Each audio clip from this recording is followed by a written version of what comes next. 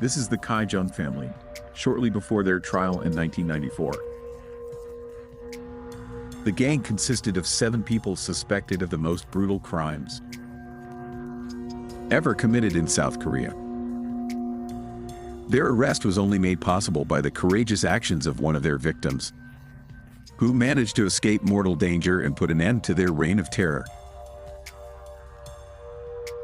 Kidnapping, assault, murder. These are just a few of the horrific crimes these barbarians are responsible for. But they don't even come close to their most shocking and unimaginable atrocities. So, let's meet the South Korean Manson family, the Cannibal Clan. Also known as Korea's deadliest murder house gang.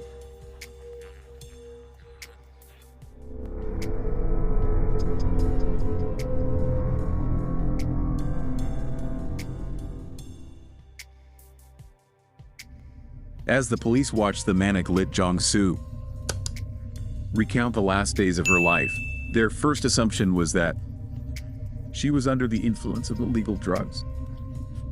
But as she described her abduction, rape, and outright torture, she mentioned 2 more victims. Then the police realized she was talking about the 2 missing people they themselves were searching for. Her abduction, her treatment at the hands of the Notorious. Chijon family is one of the most shocking cases I've ever encountered.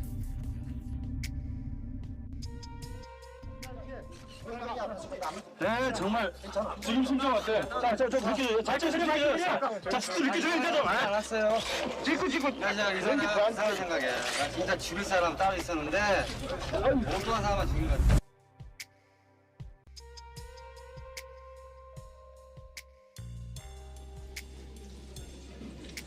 In the summer of 1993, Kim Ki-won met Moon Sang-rak and Kim Yeon-young at a poker table.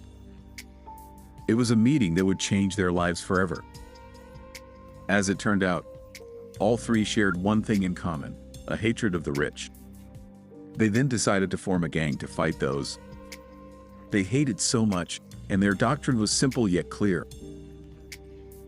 We hate the rich. The traitor to the group must be killed. Do not trust women.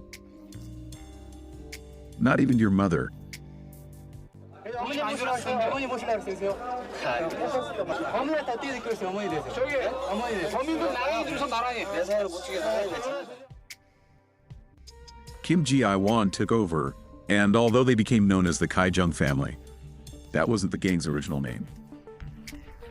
In fact, that name was given to them by the police investigating at the time. Kim, however, preferred the name Muskin, believing it to be a Greek word meaning ambition. To expand the gang's numbers, they needed more men, and to find them, they visited construction sites where joined them.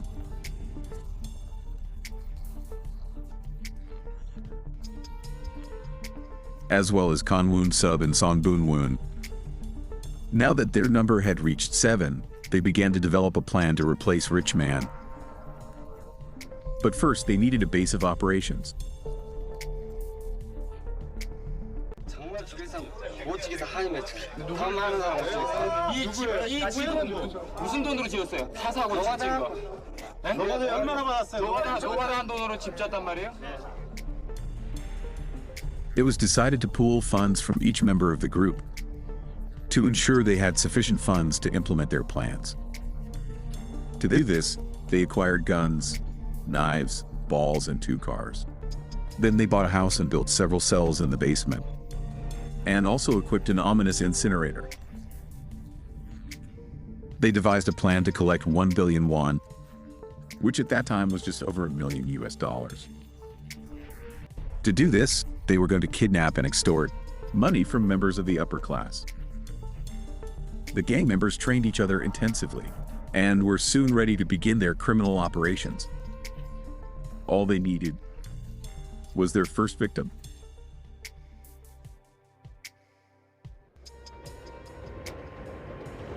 In July 1993, 20-year-old Miss Choi was walking under a railroad bridge, unaware of the danger she would face. There, she met a family. Chijon was kidnapped. They took her to a nearby hill, where each gang member committed a brutal and senseless assault on her. But she was not simply kidnapped. Rather than being taken for pleasure, gang leader Kim had other plans for his terrified victim. She was from a poor family, but he believed that she could still be used as training for a cold-blooded murder. According to later confessions by gang members, Kim used his victim as an example to the others on how to strangle a person. He showed the other guys how he slowly grasped the neck of the probably terrified Miss Choi and squeezed the life out of her, demonstrating his personal example. How to take a person's life. Although her body was quickly found, police found no motive or leads. And her death remains a mystery, at least for now. The next victim was much closer to the gang. Founding member Song Byung-won was given the opportunity to become the gang's treasurer. By August 1990, they had accumulated about 3 million won, and Song saw an opportunity to exploit his position.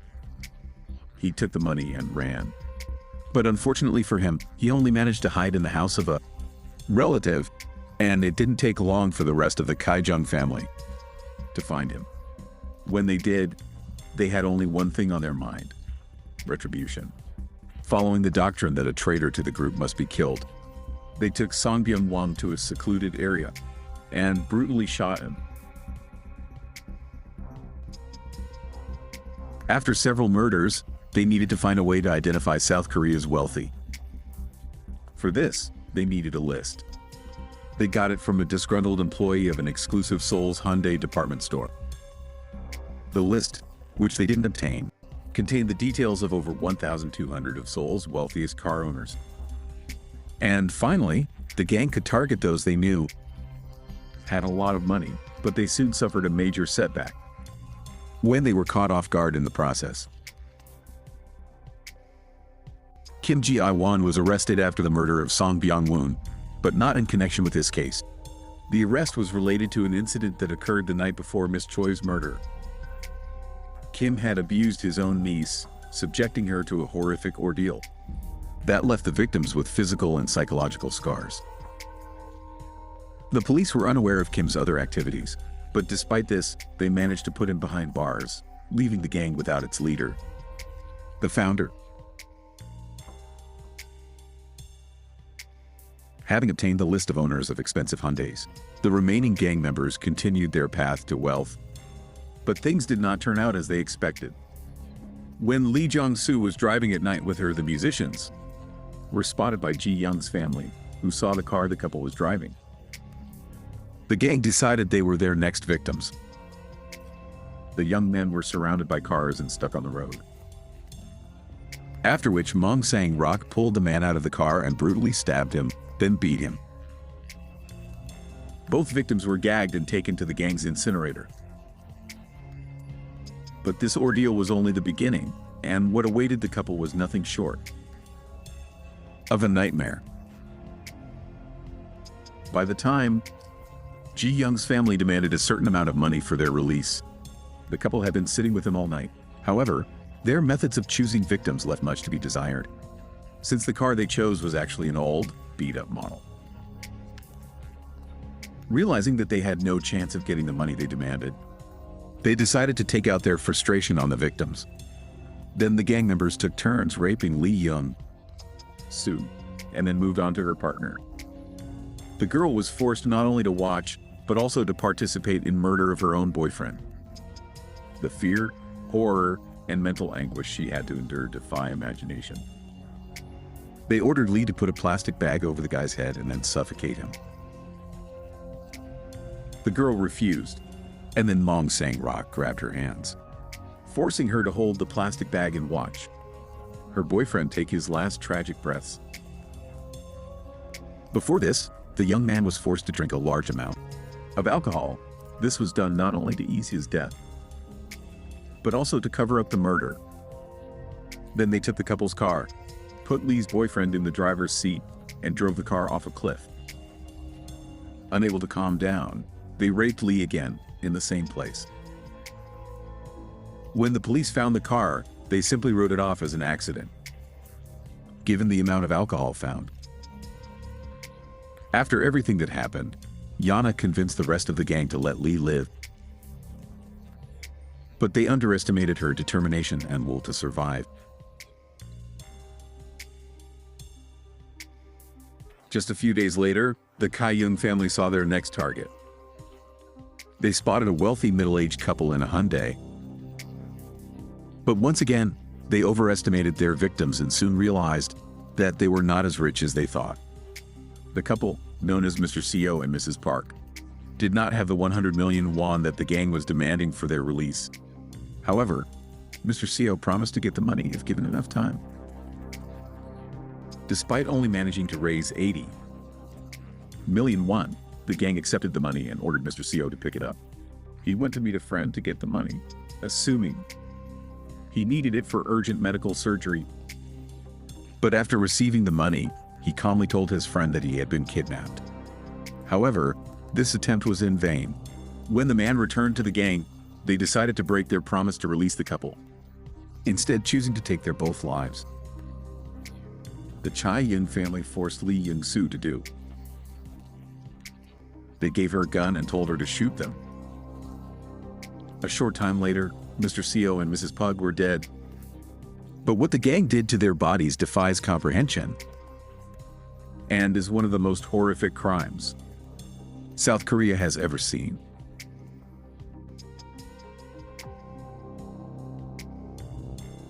When the Chijon family held a barbecue near their home, locals had no idea what they were cooking, but their latest victim was served for dinner in a disgusting act of cannibalism that shocked the entire country.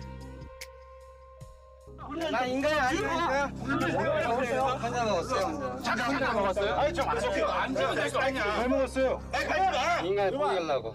야 바로 세워. 아까 나왔어. 누구를 못 죽였어? 누구를? 죽이고 싶었는데. 달라. To make matters worse, they forced Lee Jong-soo to eat human flesh, and her torment was still far from over. But on September 16, 1994, Kim Yeon-young and Lee Jong-soo were injured while practicing loudspeaker techniques. They were training to organize an escape for their leader, who was still behind bars, because the gang members had suffered burns. Ji-young's family had no choice but to take them for treatment. They decided to take Lee with them, which turned out to be their biggest mistake. Kim Yeon-young told Lee he trusted her because he liked her, and he even allowed her to keep the gang members' money and phone numbers. While she was sitting in the hospital room, a nurse called her to visit her friends. At that moment, undoubtedly living in fear and not knowing whether she was being investigated, Lee Jong-soo decided to flee. Her escape was not easy. When Lee fled into a nearby taxi, she became suspicious of the driver's questions and fled at the first opportunity. Her fear was partly based on what Ji-young's family had told her. Lee was under the impression that the gang had thousands of members and would find her wherever she went. Feeling free, she fled to a nearby vineyard, rented a car, and then patiently waited for 8 hours in the vineyards until it showed up. After a harrowing 7-hour journey from the province, she had fled to Seoul. She found the nearest police station and told the officers about her grueling ordeal at the hands of the Chijon family. The police launched an operation to capture the criminals, and soon the entire gang was taken into custody. Their trial, which took place on November 1st, 1994, caused a media frenzy such as had never been seen.